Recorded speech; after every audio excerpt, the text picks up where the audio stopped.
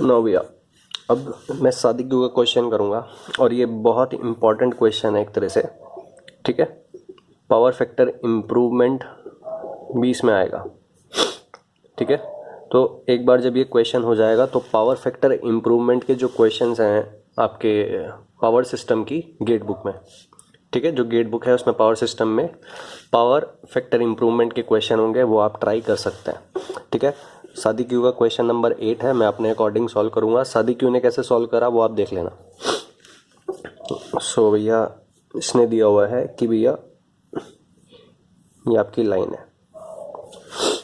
ठीक है, उसने बोला कि ये जो लाइन टू लाइन वोल्टेज है वो है आपका 240 RMS 60 हर्ट्ज। ठीक है, फॉरेन बुक है तो इसलिए 60 हर्ट्ज दिया हुआ है। फिर उसने बोला कि भैया इस लाइन पे मैं इस तरह से बना देता हूँ, एक लोड कनेक्टेड है भैया, लोड नंबर 1। ठीक है, इस लोड को भैया कितना, ये लोड ले रहा है आपका 30 किलोवाट यानी कि 30,000 वाट्स एट 0.6 लैगिंग। ठीक है, एक और है भैया, ये आपका कितना ले रहा है लोड नंबर 2, ये आपका ले रहा है, इसमें इसने रिएक्टिव पावर दिया, इसमें इसने एक्टिव पावर दिया। सो ये ले रहा है भैया Q is equals to 45 kVAR 45,000 watts at a power factor of 0.8 lagging. ठीक है भैया, नो अभी ये जो लोड है ये एक बैलेंस्ड 3 फेज लोड है, ये भी एक बैलेंस्ड 3 फेज लोड है। ये स्टार में कनेक्टेड है या डेल्टा में कनेक्टेड है नहीं पता, ये स्टार में है या डेल्टा में है नहीं पता।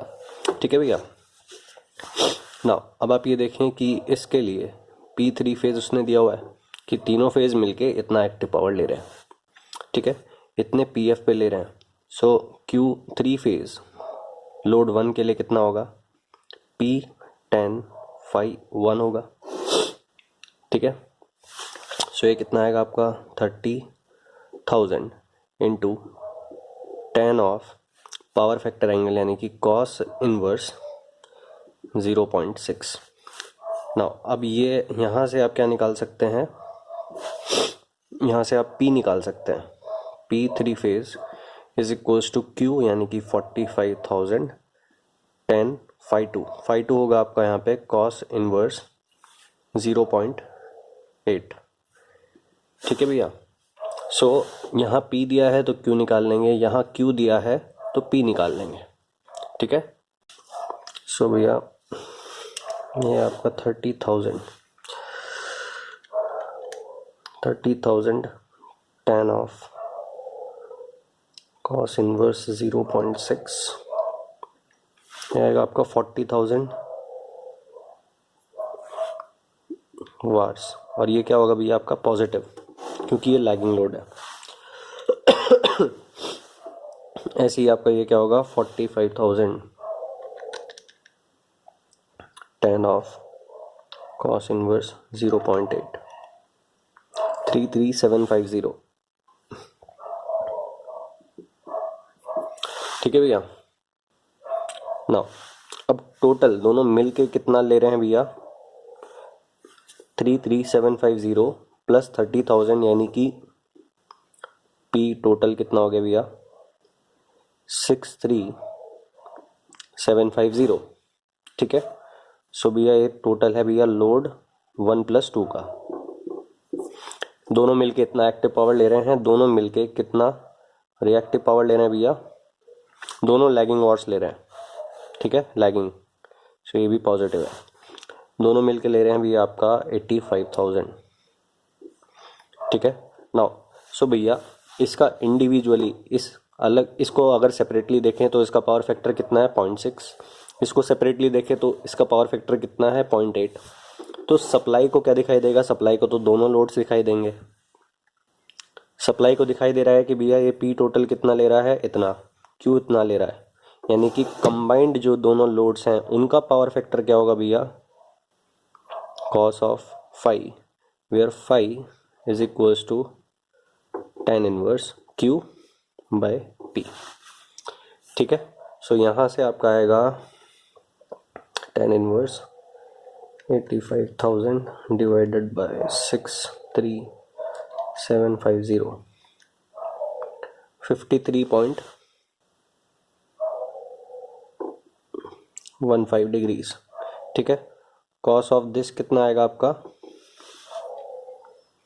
कॉस ऑफ 53.15 डिग्रीज यानी कि 0.6 आएगा आपका, 0.6 आएगा।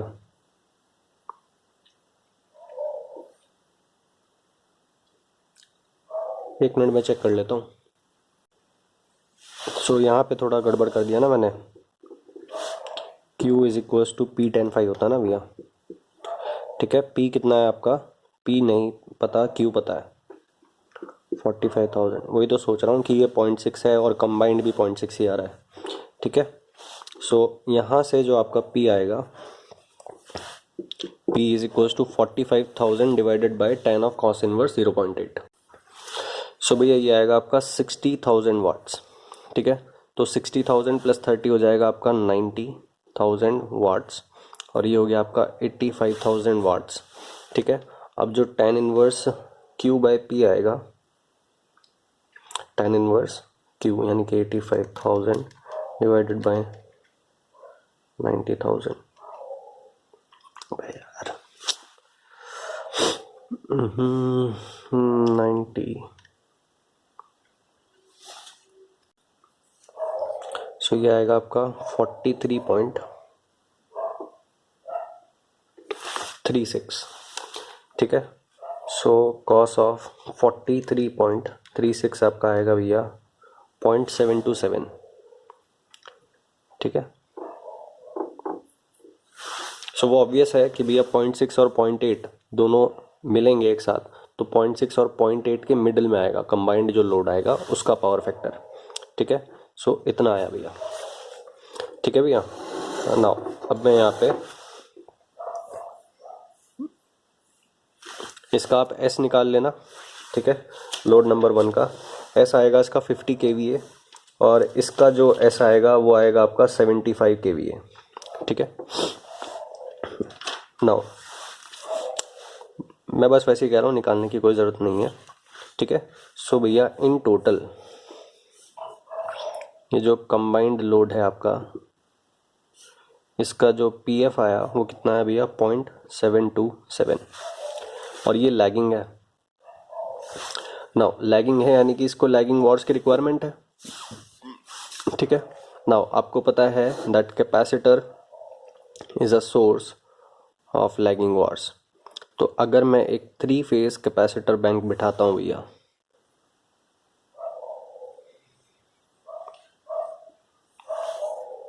ठीक है, डेल्टा में कनेक्ट किया हुआ है।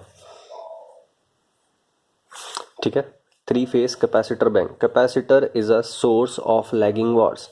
अभी जो भी लैगिंग वॉट्स इसको रिक्वायर्ड है, एक्टिव पावर तो ये सप्लाई से ही लेगा, रिएक्टिव पावर अभी ये किससे ले रहा है, सारा का सारा सप्लाई से ले रहा है। ठीक है, मैं क्या करता हूँ, मैं ये करता हूँ कि इसकी जो रिएक्टिव पावर की रिक्वायरमेंट है वो मैं थोड़ी सी कैपेसिटर से फुलफिल करवा देता हूँ। तो capacitor since is a source of lagging watts, इसलिए मैं क्या करता हूँ एक कैपेसिटर बैंक रख देता हूँ। नाउ अब वो कह रहा है दैट टुगेदर इन दोनों का मिला के अब जो पावर फैक्टर होना चाहिए, ठीक है, what is the value of capacitor bank connected in delta required so that the power factor is 0.9। सो 0.7 से 0.9 इम्प्रूव हो जाएगा। अगर लैगिंग वॉट्स रिएक्टिव पावर की रिक्वायरमेंट लोकली आप फुलफिल करवा देते हैं तो पावर फैक्टर इम्प्रूव होता है। ठीक है भैया, नाउ अब ये combined load plus capacitor bank ये कितना पी ले रहा है, इतना, ये कितना पी लेगा 0, यानी कि टोटल कितना लिया जाएगा भैया, वही सेम 90,000। ठीक है, नाउ आपने पावर फैक्टर इंप्रूव करके इतना ले लिया, ठीक है। यानी कि अब ये जो कंबाइंड ये Q कितना ले सो दैट पावर फैक्टर इतना हो जाए, आपको पता है that P is equals to Q is equals to P tan phi, ठीक है। Q is equals to P tan phi, यानी कि आपको Q निकालना है, यह है आपका 90,000। The new power factor is this, so phi new phi is tan of phi हो जाएगा cos इनवर्स 0.9, ठीक है। सो यहाँ से कैलकुलेट करते हैं भैया Q कितना आएगा। सो यहाँ से भैया ये आएगा आपका 43,588.589 कर देते हैं इसे, ठीक है। 0.989 आएगा, ठीक है। तो मैं इसे 589 कर देता हूँ। सो भैया Q अब ये जो लेगा वो कितना लेगा भैया, 43,588, ठीक है। सो इस अकेले को इतना Q चाहिए, सप्लाई से बस इतना आया, तो बाकी कौन देगा, ये देगा, ठीक है। सो ये जो Q रिक्वायरमेंट है लोड की, ठीक है, ये जो लोड की रिएक्टिव पावर रिक्वायरमेंट है, ये अब इतना तो लाइन से लेगा और इतना ये यहाँ से लेगा, ठीक है, बाकी का बचा हुआ। अब बाकी का कितना बचा भैया, उसको मैं बोल देता हूँ QC, ठीक है। QC यानी कि Q कैपेसिटर या Q कंपेंसेशन, कुछ भी आप समझ ले, एक ही बात है, ठीक है। सो आएगा भैया, मैं माइनस कर देता हूँ 85,000, ठीक है। सो 41411 वॉर्स ये किससे लेगा भैया, कैपेसिटर से लेगा, ठीक है, बैंक से। नाउ उसने आपसे पूछा what is the value of capacitor in each phase. So भैया आप ये देखें QC, ये जो इतना टोटल है ये तीनों मिलके करेंगे, ठीक है, और तीनों इक्वली करेंगे, यानी कि QC is equals to 3 times Q delivered by this, एक सिंगल फेज जो करेगा, ठीक है, तीनों मिलके तीनों इक्वली कर रहे हैं कंट्रीब्यूट, ठीक है। So 3 times contributed by this is total, ठीक है। नाउ ये कितना करेगा भैया, इसको लाइन वोल्टेज कितना मिल रहा है, 220 square divided by XC is this 3 times के साथ, ठीक है। सो V line square divided by XC, ये क्या है, ये एक कैपेसिटर बैंक के एक फेज ने किया, तो तीनों फेज मिलके इतना करेंगे तभी तो ऐसा होगा, ठीक है। V लाइन है आपका 220 स्क्वायर, यहाँ से आपका XC निकल जाएगा, ठीक है। फिर XC को आप रख दें 1/ωc, और ये ωc ऊपर जाएगा, ठीक है। तो ये हो जाएगा भैया आपका 2πf इंटू C, यहाँ से आपका C निकल जाएगा भैया। सो C यहाँ से आपका आएगा 635.5 पिकोफैरेड्स, ठीक है। नाउ अभी मैंने आपको, नाउ इसमें देखें आप, इन दोनों का पावर फैक्टर निकालना ज़रूरी है कंबाइंड, ठीक है। उसके बाद इतना ज़्यादा कुछ करने की ज़रूरत नहीं है अगर आपको ये निकालना है तो, ठीक है। वो कैसे है मैं आपको बताता हूँ शॉर्टकट में। सो भैया आप बस ये देखें कि भैया ये जो आपका एक कंबाइंड लोड है 1+2, इसको P कितना चाहिए भैया, 90,000, ठीक है। इसकी Q कितनी रिक्वायरमेंट है, 85,000, ठीक है। नाउ साथ में अब आपका एक डेल्टा आ गया, ठीक है। नाउ अभी ये जो पावर फैक्टर है वो आपका है 0.727, ठीक है। कंबाइंड जो पावर फैक्टर है भैया वो कितना है, 0.9, ठीक है। P अब भी उतना ही रहेगा, ठीक है। नाउ आप ये देखें QC यानी कि ये जो करेगा इज इक्वल्स टू, सबसे पहले आप देखें कि इनिशियली क्या है भैया, P इनिशियली बिना विदाउट कंपेंसेशन इसकी जो रिक्वायरमेंट है वो कितनी है, P10 φ1। इसको अगर मैं φ1 बोलता हूँ तो φ1 को लिख देता हूँ मैं cos इनवर्स ऑफ 727।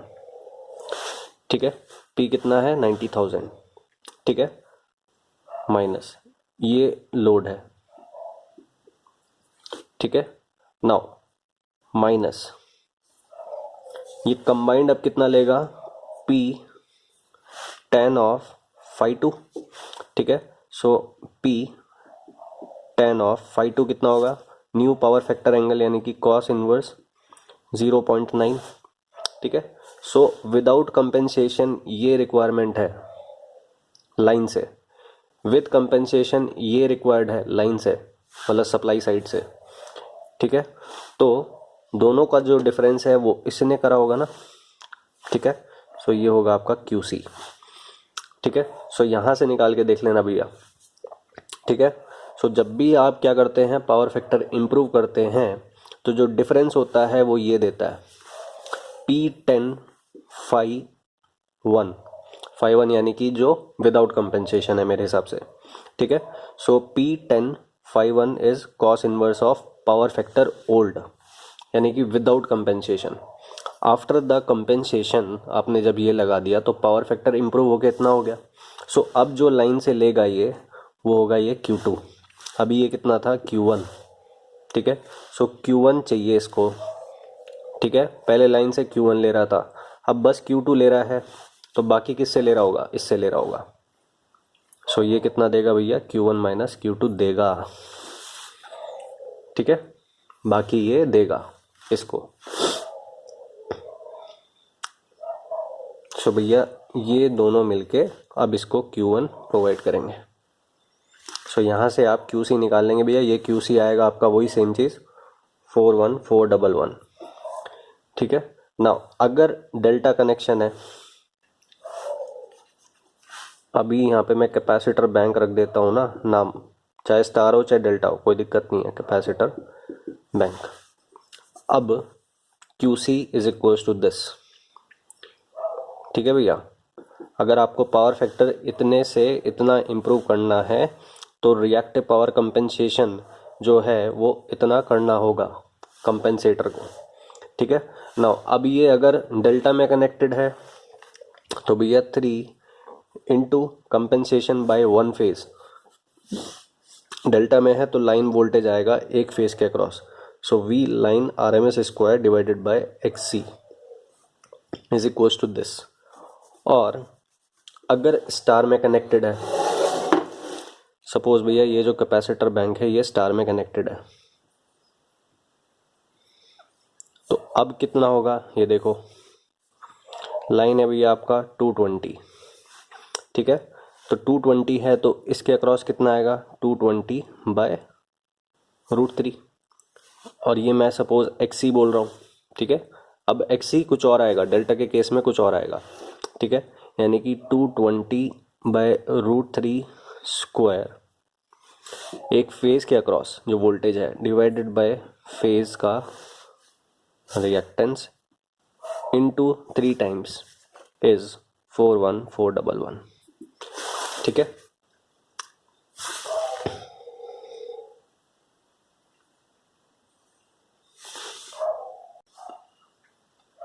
ठीक है भैया।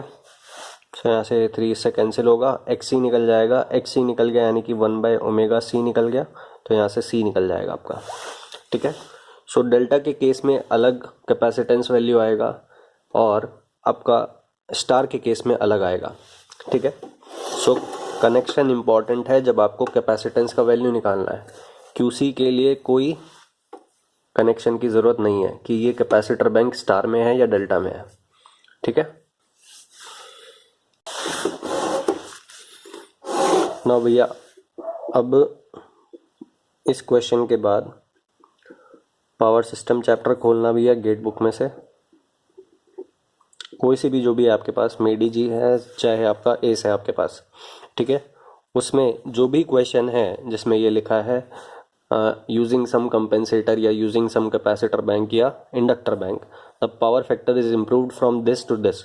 इस तरह के जो भी क्वेश्चन हैं उनको आपको सॉल्व करना है भैया, बहुत इजीली सॉल्व हो जाएगा। वही सेम चीज़ Q C is equal to P, P same रहेगा क्योंकि आप कैपेसिटर बैंक लगा रहे हैं।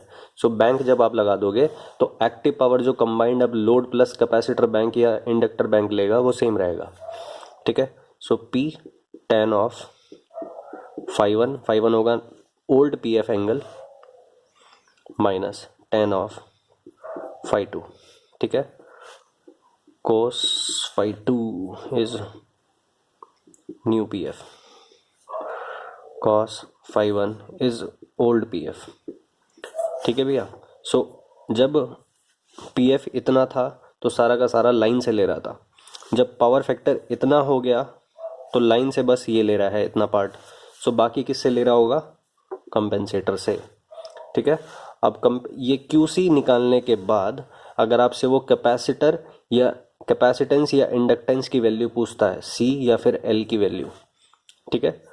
अगर वो लैगिंग में इंप्रूव कर रहा है पावर फैक्टर को तो कैपेसिटर बैंक होगा, अगर लीडिंग में इंप्रूव करोगे पावर फैक्टर को तो इंडक्टर बैंक लगाना होगा, ठीक है ना। अब वो अगर आपसे कैपेसिटेंस का वैल्यू पूछ रहा है तो वो आपको एक कनेक्शन देगा कि भैया डेल्टा में कनेक्शन है या फिर आपका स्टार में कनेक्शन है।